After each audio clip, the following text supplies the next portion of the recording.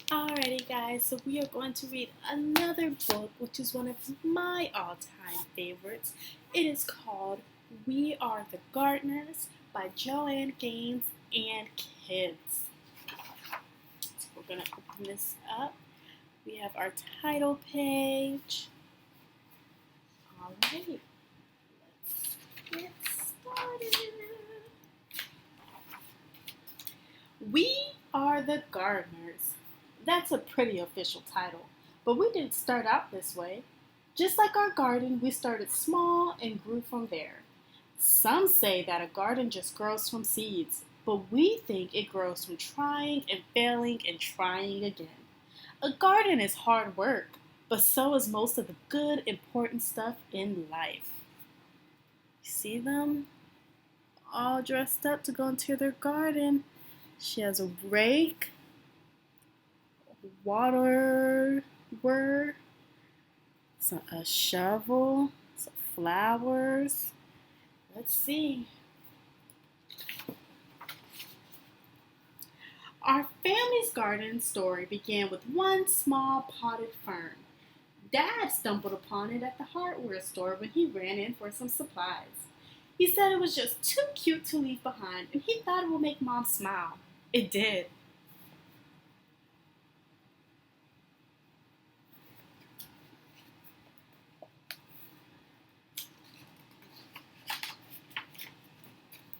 We chose a sunny windowsill for that pretty little fern.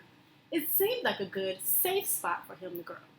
This was back when we were little kids, but we still remember visiting the plant each day to give him a drink, and sometimes we'd even whisper to him a little bit.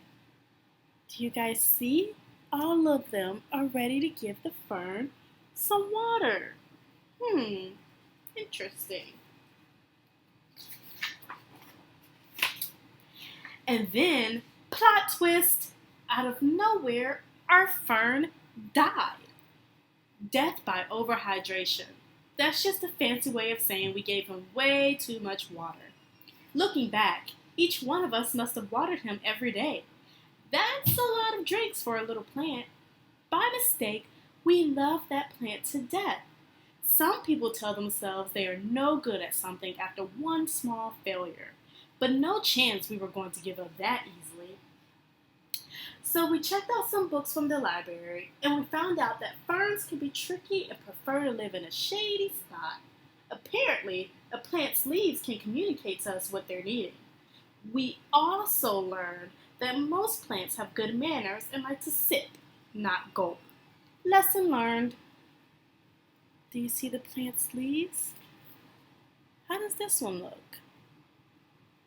I don't think he looks too happy. But how does this one look? I think he looks pretty happy. He must have been in a shady spot, no? All right. Dad got us a fresh fern, and with it came fresh hope. This time, we set the pot on our piano way on the other side of the room where the sun wouldn't give him so much attention. We made a watering schedule and took turns saying a lot of nice things to our little sprout of a plant. And fern number 2 lived and thrived and grew. And finally, Mom got him a little potted friend.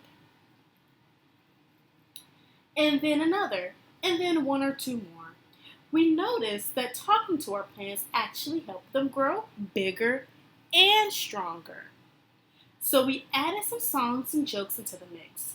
Unlike when we overwater, 0 plants died from us talking too much. Pretty soon, plants were taking over the house, and Dad said it was time to graduate to outdoor gardening. Look at all these plants, guys. Oh my goodness. And it all started with this little fern. And look at all the plants they have.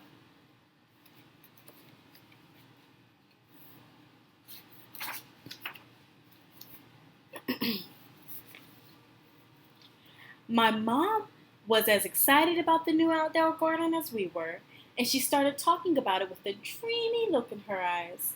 That's when Dad called a family meeting so we could come up with a real plan. Look at Mom She's wondering about all these amazing ideas. Look at all of these plants that they plan on growing in their garden. What do we see? I see a carrot. What else do you guys see?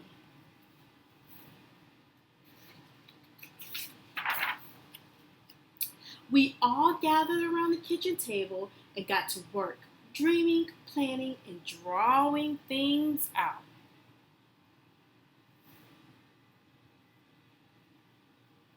See them working together?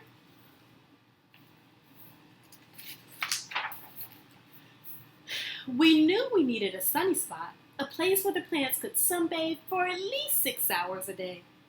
We'd be red as radishes if we did that, but plants just love it. And more than that, they need it. In the garden, there is no life without light. All right, so they have a plan for their garden. Let me see, they have some flowers on here. Looks like they plan on growing some corn, some beets right here. Oh yeah, they have a good garden plan.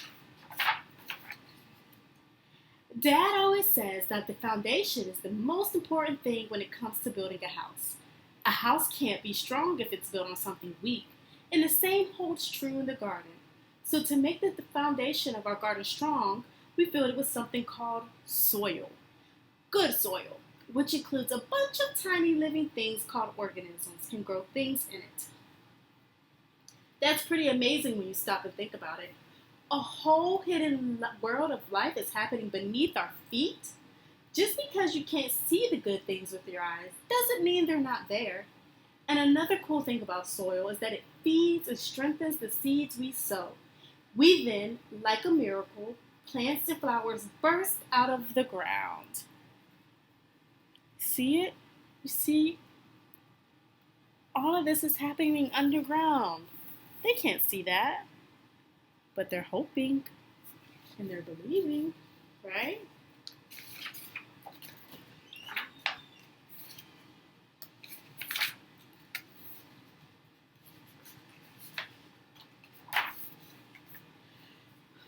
We also knew we needed our garden to get plenty of water.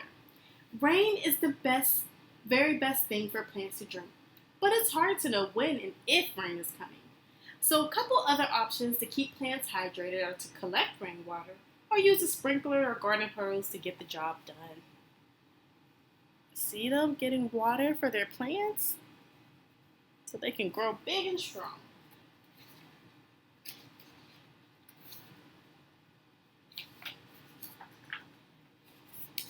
Once we had a location with plenty of sun, good soil, and a watering plan, we got right to work.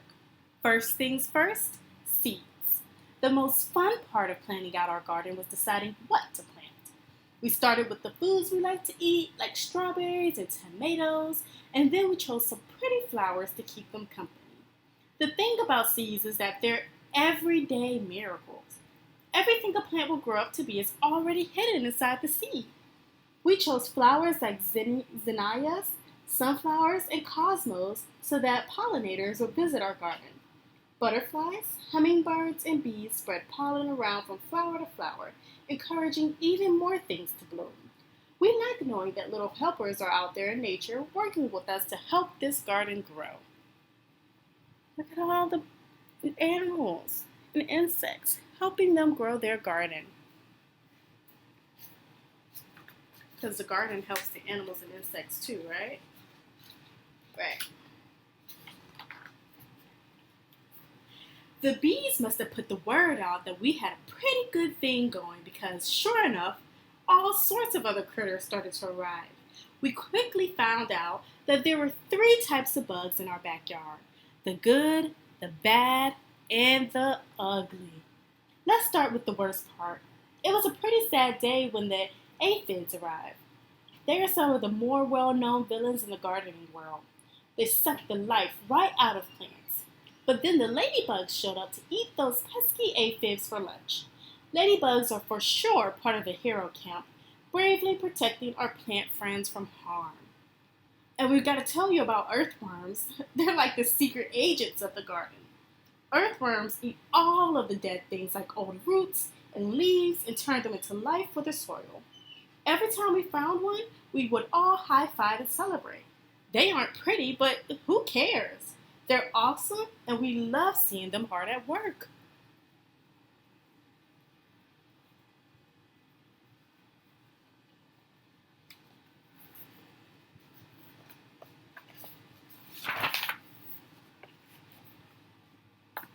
We realized pretty quickly that we needed to keep the weeds out. They are the true bullies of the garden. Weeds try to steal water, sunlight, and nutrients from our fruits and veggies, and it's our job to make sure those little rascals don't take over. If we ignore the garden for far too long, the weeds run wild and hurt our beloved plants. It's so much easier to do just a little bit every day. Look how big that weed plant is. Oh no!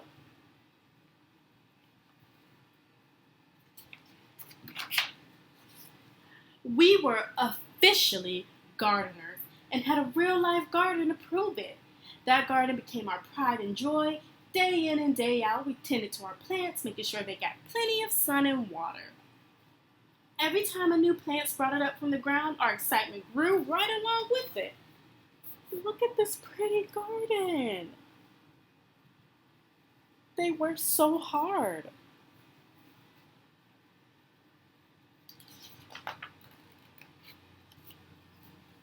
As time passed, our garden grew bigger, and so did our family. When our garden was finally in full bloom and growing tall, we'd run through the aisles to watch the butterflies flutter around us. They have a new baby. They have a baby sibling.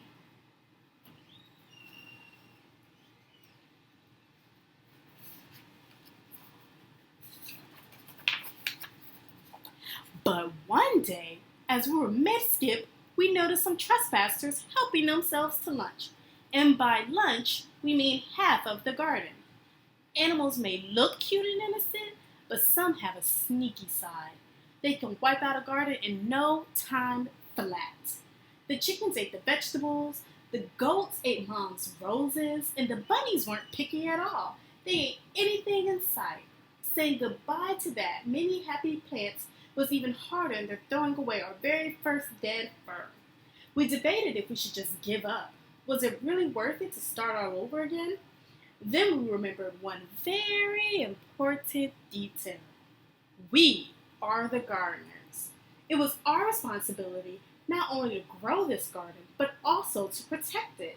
So we put up a little fence to keep the animals out and got to work rebuilding our garden.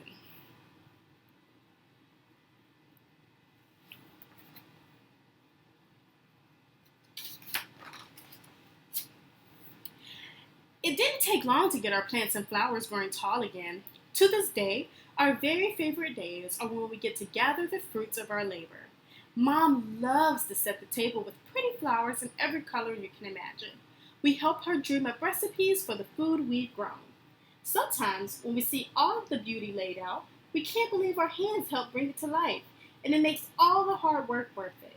It's what keeps us coming back day after day, season after season.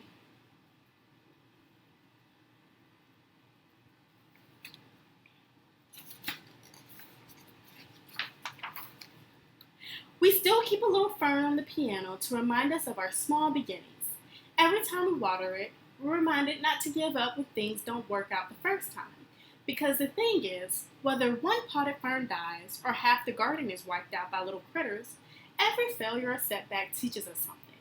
Dad says that every hard thing we choose to do makes us braver for the next time.